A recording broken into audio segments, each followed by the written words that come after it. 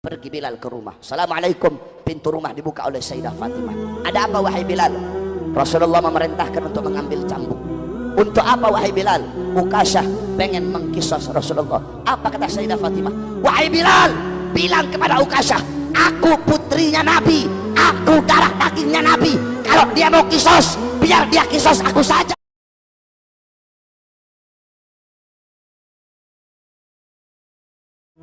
Malik ibn Sinan waktu perang kakinya Nabi pernah tertusuk anak panah.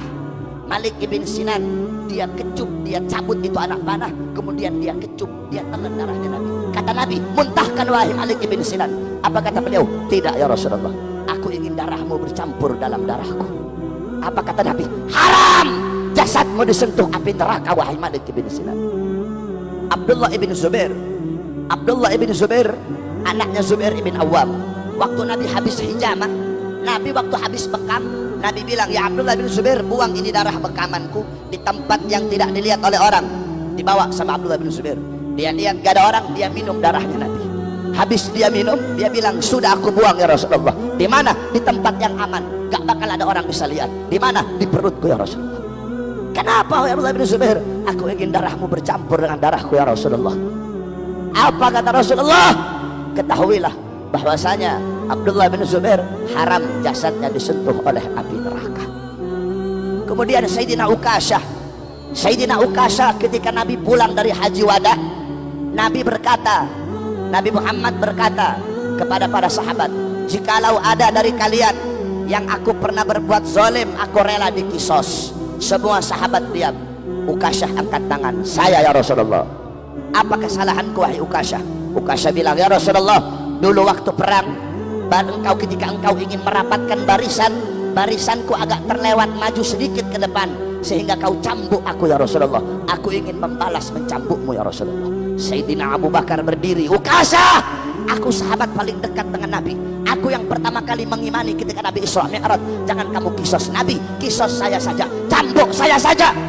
Sayyidina Umar berdiri, Ukasyah, aku penggal kepalamu, jangan kau kisos Rasulullah, kisos saya saja. Sayyidina Ali berdiri, Ukasyah, saya dari kecil bersama Nabi, saya sepupunya Nabi, saya mantunya Nabi, Nabi mengajarkan banyak ilmu kepada saya, kisos saya saja wahai Ukasyah. Nabi bilang, diam kalian semua. Wahai Bilal, ambil pecut, ambil cambuk yang biasa aku buat untuk merapatkan barisan. Pergi Bilal ke rumah. Assalamualaikum. Pintu rumah dibuka oleh Sayyidah Fatimah. Ada apa wahai Bilal? Rasulullah memerintahkan untuk mengambil cambuk. Untuk apa wahai Bilal? Ukasyah pengen mengkisos Rasulullah. Apa kata Sayyidah Fatimah? Wahai Bilal, bilang kepada Ukasyah, aku putrinya Nabi, aku darah dagingnya Nabi. Kalau dia mau kisos, biar dia kisos aku saja, asal jangan dia kisos Rasulullah. Tetap diambil itu cambuk, dikasih kepada Ukasyah. Kata Rasulullah, ayo wahai Ukasyah, kisos aku. Kata Ukasyah, ya Rasulullah, dulu aku dalam keadaan tidak pakai baju, jadi kalau kamu aku cambuk pakai baju gak adil ya Rasulullah. Buka bajumu ya Rasulullah. Sahabat makin marah. Rasulullah buka bajunya. Ketika dibuka bajunya Nabi, langsung Ukasyah peluk dan langsung dicium perutnya Nabi Muhammad.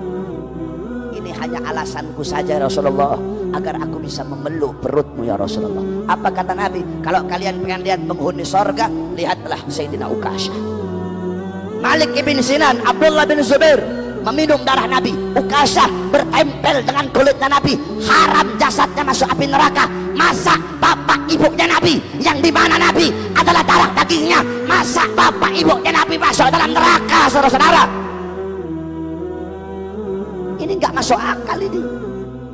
Kalau bapak ibunya Nabi masuk neraka, berarti api neraka tidak bisa memakan beliau berdua. Kalau api neraka tidak bisa memakan beliau berdua, apa gunanya neraka? Sedangkan Allah tidak akan menciptakan sesuatu yang tidak berguna dan sesuatu yang sia-sia. Nah, oleh karenanya ibunda Nabi, setiap orang yang mengenang Nabi akan mengenang ibunda Nabi. Begitu juga para ulama, begitu juga orang-orang soleh. Walaupun mereka telah wafat, tapi mereka akan selalu dikenang selama-lamanya.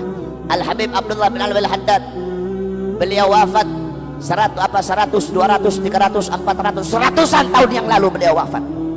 Ratusan tahun yang lalu beliau wafat, tetapi demi Allah sampai detik ini, sampai hari kiamat, beliau akan selalu dikenang selama-lamanya. Tidak ada orang, gak usahlah di dunia, di Banjar saja, tidak ada orang dalam satu hari di Banjar ini yang tidak pernah menyebut nama Habib Abdullah bin Alwi Al-Haddad. Padahal beliau telah wafat ratusan tahun yang lalu, tetapi kenapa beliau hidup selama-lamanya?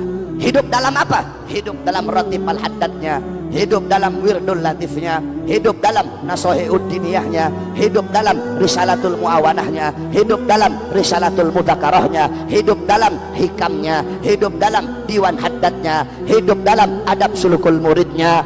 Al-Habib Umar bin Abdurrahman Al-Attas wafat ratusan tahun yang lalu, sampai detik ini, sampai kiamat beliau hidup dalam Ratib Al-Attasnya. Habib Abdullah Idrus wafat ratusan tahun yang lalu, beliau hidup dalam Ratib Al-Idrusnya. Al-Imam Ghazali wafat ribuan tahun yang lalu, sampai detik ini, sampai kiamat beliau hidup di dalam apa? Dalam Ihya Ulumuddinnya, dalam Mukasyafatul Qulubnya, dalam Miyarul Ilmnya, dalam Bidayatul Hidayahnya. Al-Imam Syekh Abdul Qadir Jailani wafat ribuan tahun yang lalu, sampai detik ini, sampai kiamat beliau hidup dalam Al-Gunyahnya, hidup dalam Auradul Qadiriyahnya. Syekh Abil Hasan Asy-Syadzili wafat ribuan tahun yang lalu, sampai detik ini, sampai hari kiamat beliau hidup dalam Auradul Syadziliyahnya, dalam Hizbul Baharnya, Hizbun Nasarnya. Beliau hidup dalam Mafakhirul Aliyahnya, beliau hidup di dalam Sirrul Jalil fi Khawasi Hasbunallah wa ni'mal wakilnya.